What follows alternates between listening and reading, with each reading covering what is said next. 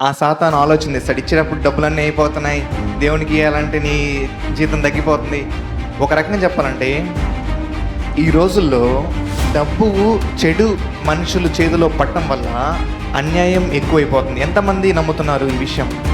డబ్బు మంచి వాళ్ళ చేతిలో కంటే చెడు వాళ్ళ చేతిలో పట్టడం వల్ల న్యాయం తప్పిపోతుంది, అన్యాయం జరుగుతుంది, అక్రమాలు జరుగుతున్నాయి.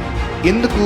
డబ్బు ప్రభావం చెందుతుంది. డబ్బు ప్రభావం మనిషి మీద పడుతుంది, సొసైటీ మీద పడుతుంది. ఎంతమంది నేను చెప్పేది అర్థమవుతుందండి? హల్లెలూయా. అదే ఆ డబ్బు మంచి వాళ్ళ చేతిలో, ఒక బిలీవర్ చేతిలో, మంచి జరిగిచ్చే వాళ్ళ చేతిలో పడితే ఎంత మంచిది.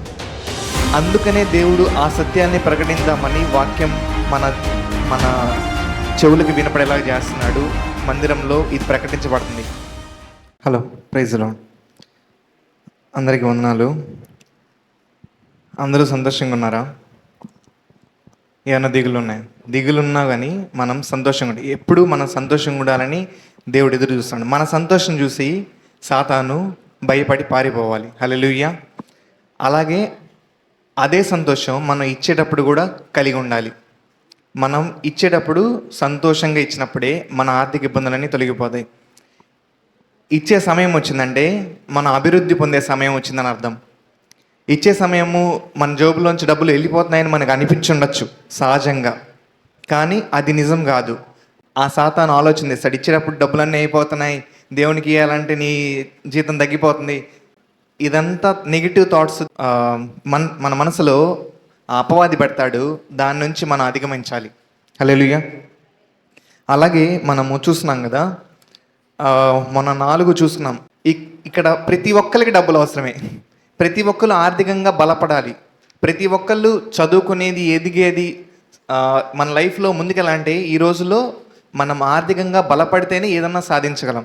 ఒక రకంగా చెప్పాలంటే ఈ రోజుల్లో డబ్బు చెడు మనుషులు చేతిలో పట్టడం వల్ల అన్యాయం ఎక్కువైపోతుంది. ఎంతమంది నమ్ముతున్నారు ఈ విషయం? నమ్ముతున్నారు? నేను నమ్ముతున్నాను చెప్పండి ఒకసారి. హల్లెలూయా. డబ్బు మంచి వాళ్ళ చేతిలో కంటే చెడు వాళ్ళ చేతిలో పట్టడం వల్ల న్యాయం తప్పిపోతుంది, అన్యాయం జరుగుతుంది, అక్రమాలు జరుగుతున్నాయి. ఎందుకు? డబ్బు ప్రభావం చెందుతుంది. డబ్బు ప్రభావం మనిషి మీద పడుతుంది, సొసైటీ మీద పడుతుంది. ఎంతమంది నేను చెప్పేది అర్థమవుతుందండి? హల్లెలూయా. Back side.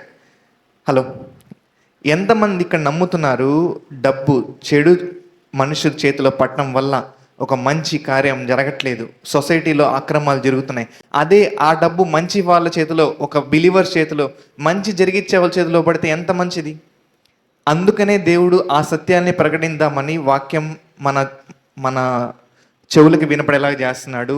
మందిరంలో ఇది ప్రకటించబడుతుంది. హల్లెలూయా. అలాగే 4 ప్రాముఖ్యంగా బంధకాలు మనం చూసుకున్నాం. ఒకటి పాప బంధకాలు, తర్వాత కొంచెం కిందకి పోనిషన్ తెలుగులో ఉంటుంది. ఒకటి పాప బంధకాలు, తర్వాత శారీరకమైన బంధకాలు, దుష్టాత్మల బంధకాలు, ఆర్థికంగా కూడా ఒక బంధకాలు. శారీరకమైన బంధకాలు అంటే అది అనారోగ్యం కావచ్చు, శరీర క్రియలు కావచ్చు, ఇవన్నీ కూడా ఒక బంధకాలే. అలాంటి బంధకమే ఒక ఆర్థికంగా కూడా లేమిలో ఉండటం ఒక బంధకం. దాని నుంచి బయటికి రమ్మని దేవుడు ఈరోజు కోరుకుంటాడు. మన దగ్గర నుంచి ఇంకొంచెం ముందుకెళ్దాం. సో మనకి దేవునిది అవసరం కానీ దేవుడికి మనది అవసరం లేదు, అదేదైనా కానీ.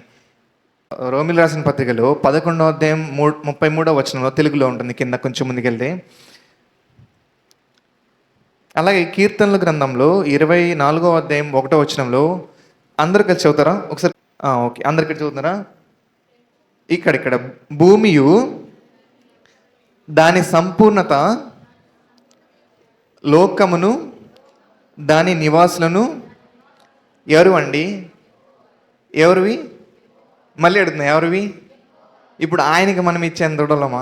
ఇప్పుడు ఒక పీస్ ఆఫ్ ల్యాండ్లో ఎవరన్నా ఉన్నారంటే వాళ్ళు, నేను ఇచ్చిన ల్యాండ్లో వాళ్ళు ఉంటున్నారు, వాళ్ళు నాకు రెంట్ కడుతున్నారంటే, రెంట్ ఇస్తున్నారంటే, ఆ రెంట్ కట్టే వాళ్ళకి నా మీద ఏమన్నా అజమాయిషి ఉంటుందా? దేవుడు ఏం చెప్తున్నాడు? భూమి, లోకమును, అన్ని నివాసులు అన్ని యెహోవాయే. ఇంకా వెళ్దాం, ఇంకా సత్యాలు తెలుసుకుందాం. రోమిలు రాసిన పత్రికలో 11వ అధ్యాయం 33వ వచనంలో ఏముందో చూద్దాం. అందరూ కలిసి అవుతారా? ప్రభు మనసును ఎరిగిన వాడెవడు? ఆయనకు ఆలోచన చెప్పువాడు ఎవడు? ముందుగా ఆయనకిచ్చి, అందరు చెప్పండి, ముందుగా ఆయనకిచ్చి ఓకే, బ్రాకెట్లో దేవుడు ముందుగా మనకి ఏమి ఇచ్చాడో చూద్దాం. 1 యోహాను 4:19 ఆయనే మొదట మనల్ని ప్రేమించను. అందరు కలిసి చెప్పండి. ఆయనే మొదట మనల్ని ప్రేమించను గనుక మనము ప్రేమించున్నాము. నిజమైన ప్రేమ ఇస్తుంది ప్రతిఫలము. ఇక్కడ దాని కంటిన్యూషన్, ప్రతిఫలము పొందగలవాడెవడు.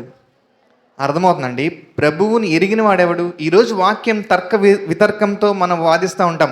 అప్పుడు ఆదికాండంలో ఉన్న ఇవ్వడం దశంభాగం ఇప్పుడు ఎందుకు ఇస్తాము, లేదంటే అప్పుడు ఆ పాత నిబంధనలో ఉంది, కొత్త నిబంధనలు ఎందుకు? తర్క వితర్కంతో మనము మన నాలెడ్జ్తో మనం దేవుణ్ణి మనకిష్టం వచ్చినట్టుగా మార్చుకుంటూ ఉంటాం. ఆయనకు ఆలోచన చెప్తూ ఉంటాం. ఆయనకి ఇలా చేస్తే బాగుండు, దేవుడా నువ్వు ఈరోజు మొత్తం చేస్తావు కదా, నేను ఏమి అవసరం ఉంది అని మనం ఆలోచన చెప్తూ ఉంటాం. ముందుగా ఆయనకి నేనేదో ఇస్తున్నాను, నా దగ్గర నుంచి డబ్బులు 10 దశంభాగం ఇస్తున్నాను, లేదా దానికంటే ఎక్కువ ఇస్తున్నాను, ఇతరులకి ఇది చేస్తున్నాను అది చేస్తున్నాను అని ఏదేదో అనుకుంటూ ఉంటాం.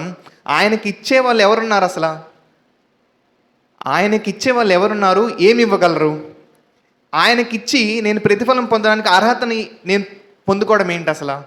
అంటే నేను ఉంటుంది ఒక రెంట్ హౌస్లో, ఒక ఓనర్కి నేను ఎట్లయితే రెంట్ ఇస్తున్నానో అసలు ఆయనకి ఇచ్చేదే ఉండి, నేను ఉంటున్నాను కాబట్టి నేను ఇస్తున్నాను, రెంట్ ఇస్తున్నాను. అంతేగాని ఆ స్థలం ఏదో నాది కాదు, నేనేదో ఆయన కంటే గొప్ప కాదు. అలాగే ఈ భూమిలో మనం ఉంటున్నప్పుడు ఆయన మనకిచ్చిన సామర్థ్యం కానీ సంపాదన కానీ ఏది కూడా మన సొంత బలము, మన సొంత ఇది అనుకుంటే ఆయనకిచ్చేది ఆ ఆలోచన ఎప్పుడు ఉండకూడదు. ఏదైనా ఆయన నాకు ఇచ్చాడు, నాకంటే ముందు ఆయన ఇచ్చాడు, నాకంటే ముందు ఆయన ప్రేమించాడు. నేను ఏమిచ్చినా కూడా ఆయన ఇచ్చిన దాంతో పోల్చుకుంటే తక్కువే కాబట్టి నేను కృతజ్ఞతాపూర్వకంగా నేను ఆయనకి ఇస్తాను. హల్లెలూయా. ఖచ్చితంగా దేవుడు ప్రతిఫలం ఇచ్చే దేవుడే. ఖచ్చితంగా మీరు ఏది ఇచ్చినా కూడా దేవుడు ప్రతిఫలం ఇచ్చే దేవుడే. ఫిలిప్పీలు రాసిన పత్రిక 4:19 అందరూ ఈ కింద వచనం చూద్దామా? మన అవసరాలు దేన్ని బట్టి తీరుతున్నాయి అనేది దీన్ని బట్టి చూద్దాం ఒకసారి. కాగా దేవుడు తన ఐశ్వర్యం చొప్పున క్రీస్తునందు మహిమలో మీ ప్రతి అవసరం తీర్చును. హల్లెలూయా. ఆయన ఐశ్వర్యం చొప్పున నా ప్రతి ఒక్క అవసరం తీర్చబడుతుంది అన్న ఉద్దేశంతో ఉన్నప్పుడు ఖచ్చితంగా మనము ఆ ఐశ్వర్యంలో మనం పాలిభాగస్తులు అవుతాం. ఖచ్చితంగా ఆయన బ్లెస్సింగ్ మన జీవితంలో చూస్తాం. ఖచ్చితంగా అభివృద్ధి అనేది మన జీవితంలో చూస్తాం. హల్లెలూయా. ఎంతమందికి అర్థమైందండి ఈరోజు వాక్యం? మనం విన్న వాక్యం 100% అభివృద్ధి పొందునుగాక. హల్లెలూయా. అలాగే ఈ 2 మాటలు చెప్తారా ఒకసారి నాతో పాటు కలిసి? పక్కన వాళ్ళతో చెప్తారా? మనం ఇచ్చే ముందుగా నిశ్చయించుకొని వద్దాం, సంతోషంగా ఇద్దాం. 100 ఫలం దేవుడు ఇస్తాడని నమ్మకంతో నాటుదాం. హల్లెలూయా. ఆత్మ ప్రేరేపించిన కొలది మనం దేవుని మందిరంలో నాటుదాం. హల్లెలూయా.